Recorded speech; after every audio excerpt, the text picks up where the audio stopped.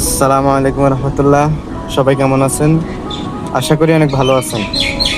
তো আজকে একটা বিষয় নিয়ে কথা বলার জন্য এসেছি, সেটা হচ্ছে গতকালকে আমি ঢাকায় এসেছি।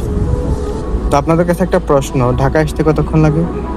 ধরেন 3 ঘন্টা, 3.5 ঘন্টা, 4 ঘন্টা, সর্বোচ্চ 5 ঘন্টা। এটা কথা বিশ্বাস করবেন, গতকালকে আমি প্রায় 9 ঘন্টা জার্নি করেছি। সেই দত্তবাড়ি থেকে উঠেছি, এখানে ঢাকা নদ্দা নেমেছি প্রায় 9 ঘন্টা জার্নি করে। ধরেন আমি 4:30টার সময় বাসে উঠছি, 1:30টার একটু আগে আমি বাস থেকে নামছি। এর মধ্যে ধরেন যাত্রা বিরতি দিয়েছিল 20 মিনিট, আর স্টেশনগুলো মিলিয়ে আরো 20 মিনিট, মোট ধরেন 40 মিনিট ধরেন দাঁড়াইছি। আর বাকি 8 ঘন্টার উপরে বাস চলছে। তাহলে দেখেন কি পরিমাণ জ্যাম ছিল, কি পরিমাণ জনসংখ্যা বাড়ছে, কি পরিমাণ যানবাহন বাড়ছে, একবার চিন্তা করেন।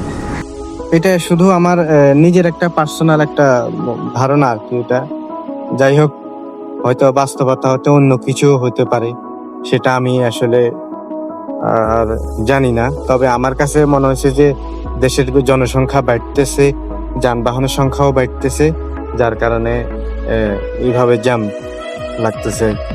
যাই হোক, সালামু আলাইকুম।